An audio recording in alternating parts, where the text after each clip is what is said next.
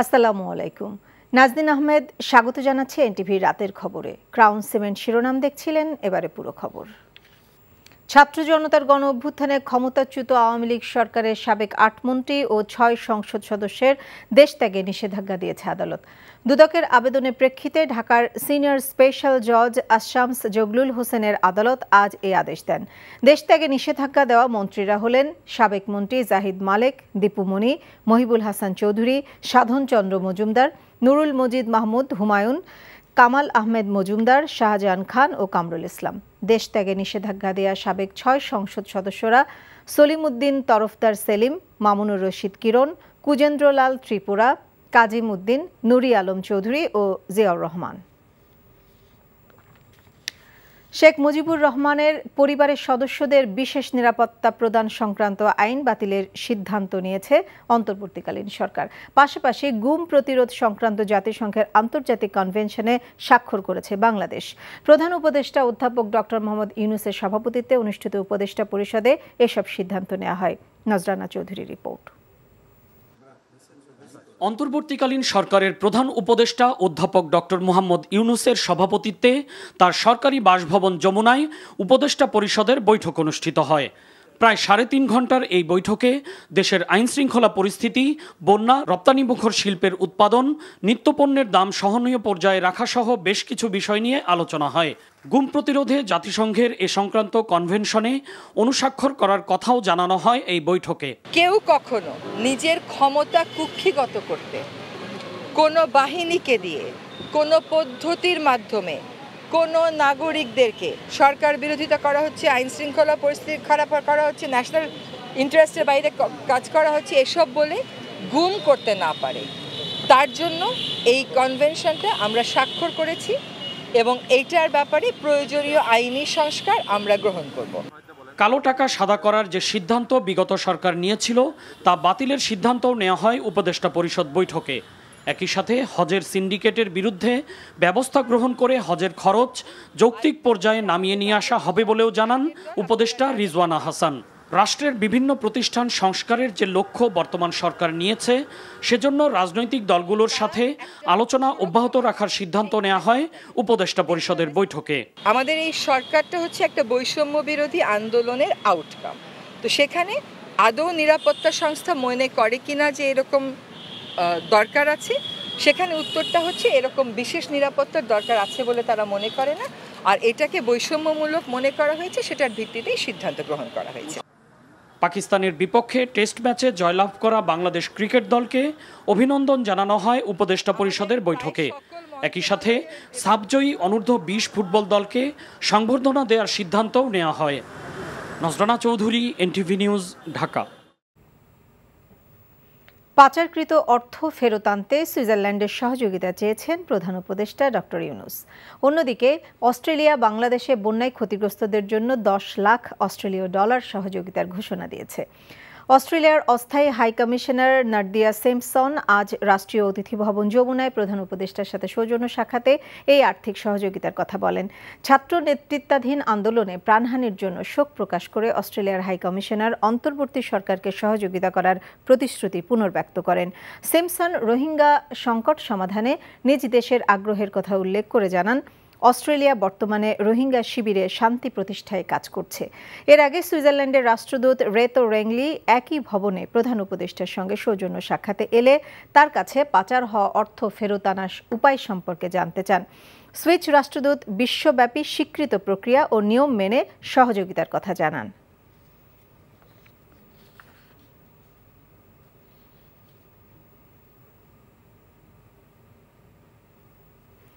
পাচারকৃত অর্থ দেশে ফিরিয়ে আনা খুবই জটিল প্রক্রিয়া। পাচারের অর্থ ফিরিয়ে আনার জন্য বেশিরভাগ দেশের সাথে চুক্তি নেই বাংলাদেশের। এসব জানিয়ে অর্থনৈতিক শ্বেতপত্র প্রণয়ন কমিটির প্রধান দেবপ্রিয় ভট্টাচার্য বলেন, সরকারের লক্ষ্য হওয়া উচিত ভবিষ্যতে যেন আর অর্থ পাচার না হয় এবং পাচারকারীদের সর্বোচ্চ শাস্তির ব্যবস্থা করা।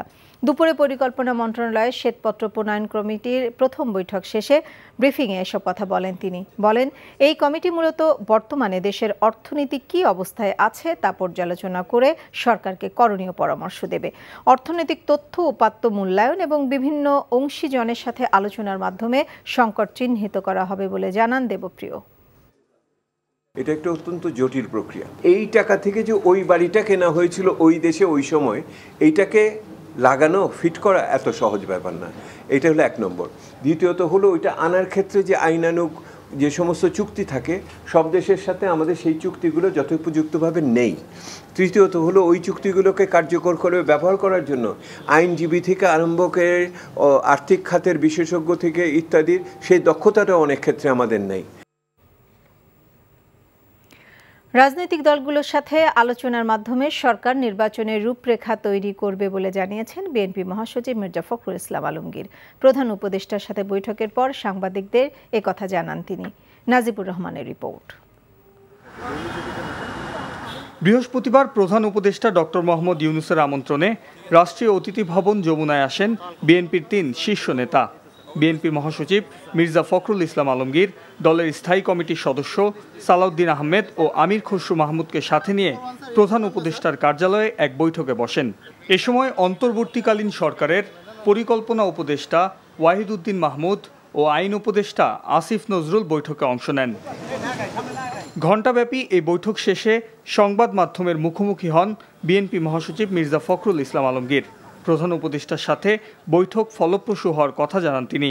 ফলপ্রসূ আলোচনা হয়েছে এবং আমরা অত্যন্ত আশাবাদী হয়েছি যে এই অন্তর্বর্তীকালীন সরকার যার নেতৃত্বে প্রফেসর ইউনূস রয়েছেন, তারা তাদের আন্তরিকতা, দেশপ্রেম, যোগ্যতা দিয়ে খুব দ্রুত তারা একটা স্টেবল অবস্থায় নিয়ে আসতে পারবেন। নির্বাচনের রূপরেখা নিয়ে প্রশ্নের জবাবে তিনি বলেন, প্রয়োজনীয় সংস্কার করে নির্বাচনের রূপরেখা দেবে অন্তর্বর্তীকালীন সরকার। তারা একটা নির্বাচনের দিকেও যেতে পারবেন এবং প্রয়োজনীয় সংস্কারসমূহ তারা পূরণ করবেন বলে আমরা বিশ্বাস করি। আমরা কোনো তারিখ বলিনি, ওরা প্রয়োজনে ওনারই তো তারিখ বলবেন, আমরা তো তারিখ বলবো না। রাজনৈতিক দলগুলোর সঙ্গে আলোচনা হবে পর্যায়ক্রমে। এ সময় নির্বাচন সহ দেশের চলমান পরিস্থিতি নিয়ে প্রধান উপদেষ্টার সাথে রাজনৈতিক দলগুলোর সংলাপ চলমান থাকবে বলেও জানিয়েছেন বিএনপির মহাসচিব মির্জা ফখরুল ইসলাম আলমগীর। Najibur Rahman, NTV news, Dhaka. সরকারি হিসেবে বন্যায় একদিনে মৃত্যুর সংখ্যা ২১ জন বেড়ে ৫২ জনে দাঁড়িয়েছে এবং এখনও নিখোঁজ আছেন একজন। দুপুরে সচিবালয়ে দুর্যোগ ব্যবস্থাপনা ও ত্রাণ মন্ত্রণালয়ের নিয়মিত ব্রিফিংয়ে এ তথ্য জানানো হয়। এছাড়া প্রধান উপদেষ্টা ত্রাণ তহবিলে জমা দিতে ২ দিনে ত্রাণ মন্ত্রণালয়ে প্রায় ৬ কোটি টাকা জমা হয়েছে বলেও জানানো হয়। এর মধ্যে আজ দুর্যোগ ব্যবস্থাপনা ও ত্রাণ উপদেষ্টার কাছে কয়েকটি প্রতিষ্ঠানের পক্ষ থেকে প্রায় ২ কোটি টাকা তুলে দেওয়া হয়। ১১ জেলায় বন্যায় এখনও ১০,৭২,৫৭৯টি পরিবার পানিবন্দী হয়ে আছে এবং ক্ষতিগ্রস্ত মানুষের সংখ্যা ৫৪,৭২,৪৬৩ জন বলে জানানো হয় ব্রিফিংয়ে। কুমিল্লায় এখনও পানিবন্দী ১১ লাখেরও বেশি মানুষ। আর জেলা দুর্গম এলাকায় ১ লাখের বেশি বানভাসী মানুষ তেমন ত্রাণ সহায়তা পাননি। মাঠ প্রশাসনের কার্যক্রমও খুব একটা দেখা যাচ্ছে না, তবে স্বেচ্ছাসেবীরা বন্যার্তদের সাহায্যে এগিয়ে আসছেন। কুমিল্লার মনোহরগঞ্জ থেকে আনোয়ার হোসেন মিলনের তোলা ছবিতে আরও জানাচ্ছেন নিয়ামুল আজিজ সাদেক। ১৫ দিন ধরে পানিবন্দী কুমিল্লার মনোহরগঞ্জের কাউলিপাড়া গ্রাম। হাজার হাজার মানুষ নিদারুণ কষ্টে দিন পার করছেন। কুমিল্লা শহর থেকে ৪০ কিলোমিটার দূর লোকালয় থেকে পানি ভেঙে ৩ কিলোমিটার পর্যন্ত তলিয়ে গেছে ফসলের মাঠ, ঘরবাড়ি, মাছের ঘের, সবকিছু। টান হালকা আসছে, এত বেশি আসেনি। দেখা গেছে ১৭ মাঝে আমরা ২০ জনের দিছি, আর সবাই রয়ে গেছে। টান আসতে আসে না, এখন দূরবর্তী এলাকা তো কেউ আসে না। এই জন্য এই বাড়িতে আমি গেলাম, পানি আর পানি। উনি মাজুর মানুষ, হাতে অবস্থা খারাপ, কিন্তু উনি টান পাচ্ছে না। আমাকে বললো যে চাচা আমি কিছু পাই নাই। নিচু এলাকা হওয়ায় নৌকায় এখন একমাত্র বাহন এসব মানুষের জন্য, কিন্তু হঠাৎ করে নৌকার দাম বেড়ে যাওয়ায় এ পথ দিয়ে যাতায়াতের পথ অনেকটাই বন্ধ। তাই খাবার এবং সুপেয় পানি শূন্য অন্তত ৯টি ইউনিয়ন। ঘরবাড়ি ডুবি গেছে, তারপরে যাই রান্নাঘর ডুবি গেছে, মানে ফাঁক শাক কোনোটাই, আমাদের কল, লেপটিন সবগুলোই, খাওয়া দাওয়া সবকিছুই কষ্ট পাইতেছি। কুমিল্লা সদরের আমতলী বাঁধেও দেখা দিয়েছে ফাটল। দিনরাত প্রচেষ্টা, সেনাবাহিনীর সঙ্গে সাধারণ মানুষ মেরামতের চেষ্টা করছেন। ৩৬ বছরের পর এমন বন্যা ভাসিয়ে নিয়েছে প্রায় প্রত্যেকটি ঘরবাড়ি। তাই প্রশাসনের সুদৃষ্টি চাচ্ছেন এলাকাবাসী। বন্যা শুরু হওয়ার পরে একটি কথা বারবারই চলে আসছিল, সেটি হচ্ছে দুর্গম যে এলাকাগুলোতে সেগুলোতে সেভাবে ত্রাণ পৌঁছাচ্ছিল না। যারা স্বেচ্ছাসেবক থেকে শুরু করে স্থানীয় প্রশাসন সবাই কিন্তু আশপাশের জেলাগুলোতে ত্রাণ দিচ্ছেন, টাকা দিচ্ছেন কিংবা অন্যান্য সুপেয় পানি দিচ্ছেন। এটি এমন একটি জায়গা মনোহরগঞ্জ যেখানে অসংখ্য মানুষ এখনো না খেয়ে আছে, রান্না করতে পারছে না, কোথাও যেতেও পারছে না। Niamul Aziz Sadiq, NTV news, Comilla, Monohorganj. হত্যা মামলায় সাবেক বাণিজ্য মন্ত্রী টিপু মুন্সিকে 4 দিনের রিমান্ড মঞ্জুর করেছে আদালত। রাজধানীর বাড্ডা থানায় দায়ের করা সুমন শিকদার নামের এক ব্যক্তিকে হত্যার অভিযোগের মামলায় চিফ মেট্রোপলিটন ম্যাজিস্ট্রেট সিএমএম আদালতে বিকেলে এই আদেশ দেন। এই মামলায় গ্রেপ্তার টিপু মুন্সিকে আদালতে হাজির করে 10 দিনের রিমান্ডে নেওয়ার আবেদন করে পুলিশ। অপরদিকে আসামি পক্ষ থেকে রিমান্ডের বিরোধিতা করে আবেদন করা হয়। উভয় পক্ষের শুনানি নিয়ে আদালত টিপু মুন্সির 4 দিনের রিমান্ড মঞ্জুর করে। এর আগে বুধবার দিবাগত রাতে র্যাব সদর দপ্তর থেকে পাঠানো এক খুদে বার্তায় টিপু মুন্সিকে রাজধানীর গুলশান এলাকা থেকে গ্রেপ্তারের তথ্য জানানো হয়। শেখ হাসিনা সরকারের আমলে ঘটা সব গুম ও বিচার বহির্ভূত হত্যাকাণ্ডের দ্রুত বিচার দাবি করেছেন গুমের শিকার ব্যক্তিদের স্বজনদের সংগঠন মায়ের ডাকের সমন্বয়ক সানজিদা ইসলাম তুলি। বিকেলে ঢাকা বিশ্ববিদ্যালয়ের আরসি মজুমদার অডিটোরিয়ামে গুম নিয়ে আয়োজিত আলোচনায় তিনি এ দাবি করেন। র্যাব সহ যেসব বাহিনী এসব অপকর্মে জড়িত ছিল তাদের বিলুপ্তির দাবি জানান আয়োজকরা।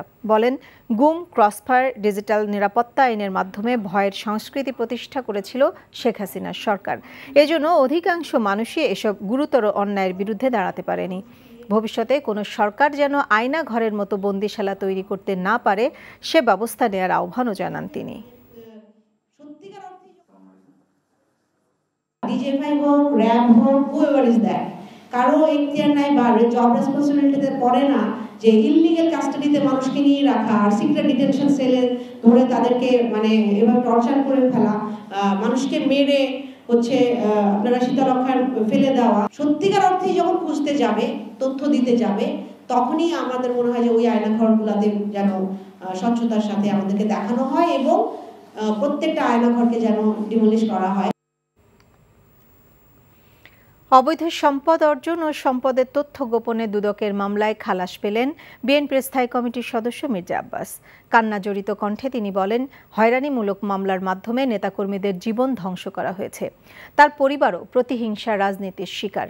অন্যদিকে অবৈধ সম্পদ অর্জনের অভিযোগে দুদকের করা 2 মামলায় স্থায়ী জামিন পেলেন আইএফআইসি ব্যাংকের সাবেক চেয়ারম্যান লুৎফর রহমান বাদল। রিপোর্ট করছেন আপেল শাহরিয়ার। বিভিন্ন মামলায় আইনি লড়াইয়ে আদালতের আঙ্গিনায় আসলেও বিএনপির স্থায়ী কমিটির সদস্য মির্জা আব্বাসের আজকের দিনটি ছিল অন্যরকম। ঢাকার বিশেষ জজ 6-এর বিচারক মাসুদ পারভেজ তাকে দুদকের মামলায় বেকসুর খালাস দিয়ে রায় দেন। 1 দশকেরও বেশি সময় ধরে চলা অবৈধ সম্পদ অর্জনের অভিযোগে দায়েরকৃত মামলাটি আদালতে প্রমাণ করতে পারেনি দুদকের আইনজীবী। আরেক মামলায়ও খালাস পান তিনি। কান্না জড়িত কণ্ঠে তিনি বলেন, আওয়ামী লীগ সরকার তার পরিবারকে ধ্বংস করে দিয়েছে। এই 17 বছরে বহু পরিবার ধ্বংস হয়ে গেছে, একইভাবে আমার পরিবার ধ্বংস হয়ে গেছে। আমার পরিবারটা ছিন্ন বিচ্ছিন্ন হয়ে আমার বিক্ষিপ্ত পরিবার থেকে একত্রিত করে এটার হলো না। একটা ভাই মারা গেল আমেরিকাতে, একটা ভাই দীর্ঘদিন বাইরে আছে। আমি দীর্ঘদিন অসুস্থ অবস্থায় এই কোর্টের বারান্দায় আপনারা দেখেছেন আমাকে বহুবার। আজকে এখানে যারা আছে তারা সকলেই আমার মতো কম বেশি ভুক্তভোগী, কেউ কম কেউ বেশি। আমি বিশ্বাস করি আল্লাহর যে রহমত, আল্লাহর যে বিচার, এই বিচার থেকে কোনো মানুষ রেহাই পাবে না। এদিকে অবৈধ সম্পদ অর্জনের অভিযোগে দুদকের করা মামলায় জামিন আবেদন করেন আইএফআইসি ব্যাংকের সাবেক চেয়ারম্যান লুৎফর রহমান বাদল। তার বিরুদ্ধে 2 মামলায় আদালত তাকে স্থায়ী জামিন দেন। 10 বছর দেশে থাকিনি, আমাদের ছাত্র জনতার ছাত্র বৈষম্য এবং জনতার যে বিজয়, সেই বিজয়ের জন্য আমরা স্বাধীনভাবে আদালতে স্যারেন্ডার করেছি এবং বিজ্ঞ আদালত সেই স্যারেন্ডার করার পর উনি আমাকে ওনার জাজ মতো আমাকে বেল দিয়েছেন। এবং আমি আশা করছি এইসব মিথ্যা মামলা আমার না, যারা ভুক্তভোগী সবার যেন এই বিজ্ঞ আদালত বিবেচনা করেন। এ সময় ন্যায় বিচার পাবার প্রত্যাশা করেন তিনি। Apple Shahriar, NTV news, Dhaka. 16 বছরে দুর্নীতি দমন কমিশনের যে ইমেজ সংকট হয়েছে তা কাটিয়ে জনগণের আস্থার জায়গায় আসার পরামর্শ দিয়েছে বৈষম্য বিরোধী ছাত্র আন্দোলন। দুপুরে দুদক চেয়ারম্যান মঈনুদ্দিন আবদুল্লার সাথে সাক্ষাৎ শেষে সমন্বয়ক সার্জিস আলম ও হাসানাত আবদুল্লাহ সাংবাদিকদের এসব কথা বলেন। সারা দেশে বিভিন্ন স্থানে সমন্বয়কদের নাম এবং সাইন জালিয়াতি করে হুমকি ও মামলা দেয়া হচ্ছে অভিযোগ করে তারা বলেন, সমন্বয়কদের নাম ব্যবহার করে বিশেষ সুবিধা নেয়ার কোনো সুযোগ নেই। কাউকে পদে বসানো, পদত্যাগ করানো কিংবা তদবির করার চর্চাকে লকার বন্দি করতে চান বলে জানান তারা। এই গণ অভ্যুত্থান আসলে এই স্পিরিট ধারণ করে না যে কাউকে আসলে মিথ্যা মামলা দেওয়া হবে রাজনৈতিক উদ্দেশ্য প্রণোদিত এরকম কোনো কারণে, কিংবা কোনো একটি চাঁদাবাজি করা হবে রাজনৈতিক পরিচয় দেখিয়ে, কিংবা চাঁদাবাজি করা হবে একটি হুমকি দিয়ে। যেই কাজগুলো বিগত 16 বছরে হয়েছিল সেই কাজগুলোর যদি অন্য একটি গোষ্ঠী আবার রিপিটেশন ঘটায় তাহলে দিন শেষে আমাদের যে স্পিরিট সেই স্পিরিটের সাথে এই কাজগুলো সাংঘর্ষিক। ফিল্ড হাসপাতাল পরিচালনায় ফেনীর বাইরের বন্যার্ত জেলাগুলোর প্রশাসনের কাছ থেকে পর্যাপ্ত সহযোগিতা না পাওয়ার অভিযোগ করেছে বৈষম্য বিরোধী ছাত্র আন্দোলনের সমন্বয়ক তাহমিদ আল মুদাসির চৌধুরী। এতে বন্যার্ত এসব জেলায় বৈষম্য বিরোধী ছাত্র আন্দোলনের পক্ষ থেকে যাওয়ার ডাক্তার ও স্বেচ্ছাসেবীদের চিকিৎসা কার্যক্রম পরিচালনায় অসুবিধা হচ্ছে বলেও অভিযোগ তাদের। বন্যা শুরুর পর থেকে ফেনীতে বেশ কয়েকটি ফিল্ড হাসপাতাল এবং অন্যান্য জেলায় মেডিকেল টিমের সাহায্যে চিকিৎসা কার্যক্রম পরিচালনা করছে বৈষম্য বিরোধী ছাত্র আন্দোলন। এতে এখন পর্যন্ত 11,000-এর বেশি মানুষ বিভিন্ন ধরনের চিকিৎসা সেবা গ্রহণ করছেন।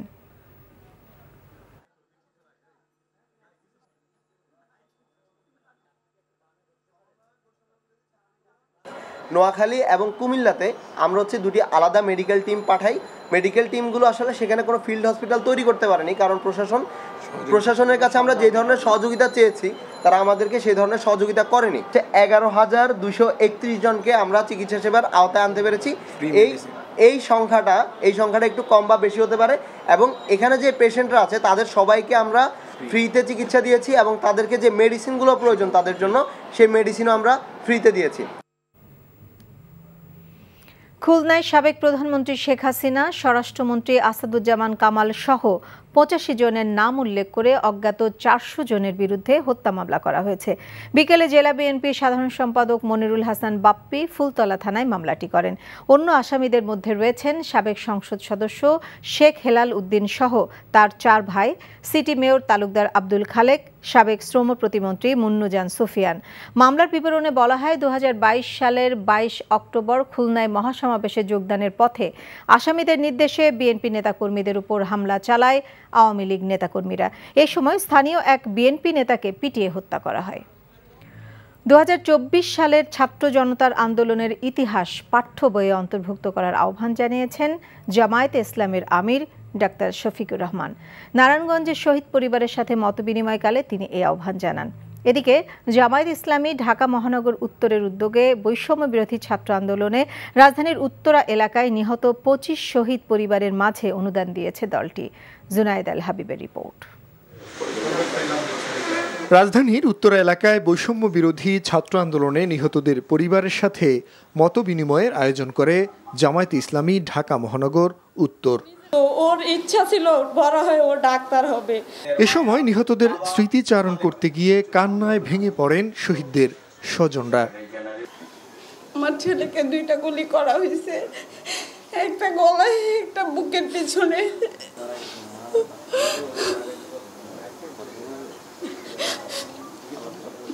আমি ন্যায্য বিচার চাই, আর কিছু চাই না। আমার বাবা কারোর সাথে ঝগড়া করতো না, যে একটু গালি দিত তাকে বাই করে চলে আসতো।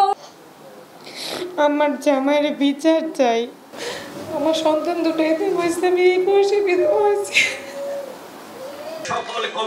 আন্দোলনে নিহত 25 জনের পরিবারকে নগদ 2 লাখ টাকা করে অনুদান দেওয়ার পাশাপাশি ভবিষ্যতেও এদের পাশে থাকার ঘোষণা দেয় দলটি। এদিকে বৈষম্য বিরোধী ছাত্র জনতার আন্দোলনে নারায়ণগঞ্জে নিহত পরিবারগুলোকে প্রতি মাসে আর্থিক সহায়তার পাশাপাশি সন্তানদের লেখাপড়ার ব্যবস্থা করার ঘোষণা দিয়েছেন আমিরে জামায়াত ডাক্তার শফিকুর রহমান। আমরা প্রধান উপদেষ্টা এবং উপদেষ্টাদের সাথে বসেছিলাম। আমরা বলেছি যে পরিবারগুলোর আর্থিক সহায়তার প্রয়োজন এবং রাষ্ট্রের সকল খাতের মধ্যে এটাকে এখন আপনারা সর্বাধিক অগ্রাধিকার দিন। আমার দৃষ্টিতে এটা আমাদের তৃতীয় স্বাধীনতা। আমাদের পাঠ্যপুস্তক সহ সকল জাতীয় গুরুত্বপূর্ণ জায়গায় স্থান করে দিতে হবে। ছাত্র জনতার আন্দোলনে সারা দেশে যারা নিহত ও নিখোঁজ রয়েছেন তাদের তথ্য সংগ্রহ করে সাধ্য অনুযায়ী সবার পাশে দাঁড়ানোর ঘোষণা দেন দলটির প্রধান doctor Shafiqur Rahman. Junaed Al Habib, NTV news, Dhaka. Bangladesh infrastructure finance fund লিমিটেডের প্রধান নির্বাহী কর্মকর্তা এস.এম. আনিসুজ্জামানের পদত্যাগ সহ 7 দফা দাবিতে অবস্থান কর্মসূচি পালন করেছে ভুক্তভোগীরা। সকালে প্রতিষ্ঠানটির সামনে এই কর্মসূচি পালিত হয়। ভুক্তভোগী প্রতিষ্ঠান, নারী উদ্যোক্তা, ক্ষুদ্র ও মাঝারি শিল্প উদ্যোক্তা সহ গ্রিন ব্রিক্স উদ্যোক্তাদের অভিযোগ, তারা প্রতিষ্ঠানটির সাবেক চেয়ারম্যান আব্দুর রউফ তালুকদার এবং সিইও এস.এম. আনিসুজ্জামান সহ কিছু কর্মকর্তার বৈষম্যমূলক আচরণের শিকার। এ সময় তারা বন্ধ করে দেওয়া প্রকল্প, উইডো, এসএমই ইত্যাদি পুনরায় চালুর দাবি জানান। এছাড়া সাবেক সিইও এস.এম. ফরমানুল ইসলামের পুনর্বহালও চান তারা।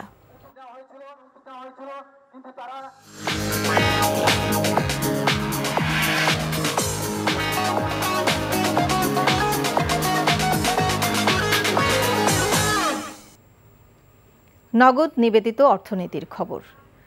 2024-25 অর্থ বছরে কৃষি ও পল্লী ঋণ বিতরণের লক্ষ্যমাত্রা 38,000 কোটি টাকা নির্ধারণ করেছে বাংলাদেশ ব্যাংক, যা গেল অর্থ বছরের চেয়ে 3,000 কোটি টাকা বেশি। এর মধ্যে রাষ্ট্র মালিকানাধীন বাণিজ্যিক ও বিশেষায়িত ব্যাংকসমূহের জন্য 12,615 কোটি টাকা এবং বেসরকারি ও বিদেশি বাণিজ্যিক ব্যাংকসমূহের জন্য 25,385 কোটি টাকা কৃষি ও পল্লী ঋণ বিতরণের লক্ষ্যমাত্রা নির্ধারণ করা হয়েছে। এ সংক্রান্ত নীতিমালা এবং কর্মপরিকল্পনা ঘোষণাকালে Bangladesh bank governor Ahsan H Mansur জানান, কৃষি ঋণে দালালদের দৌরাত্ম্য রোধ করতে চান তিনি। একই সাথে কৃষি ঋণ যেন কৃষি খাতেই ব্যবহার হয় সেটিও নিশ্চিত করার পরিকল্পনা তার। মোট ঋণের 2% থেকে বাড়িয়ে কৃষিতে যদি সেটি 4% উন্নীত করা সম্ভব হয় তাহলে উৎপাদন বৃদ্ধি এবং আমদানি নির্ভরতা কমে আসবে বলেও মন্তব্য করেন তিনি। এই ছিল রাতের খবরে। এই খবরের ভিডিও সহ আপডেট জানতে ভিজিট করুন এনটিভি অনলাইন www.ntvbd.com। এছাড়াও এনটিভি জনপ্রিয় সব অনুষ্ঠান ও খবরের আপডেট জানতে ভিজিট করুন আমাদের ইউটিউব ও ভেরিফাইড ফেসবুক পেজ। রাত 1টায় মধ্যরাতের খবর দেখার আমন্ত্রণ রইল। সবাইকে ধন্যবাদ।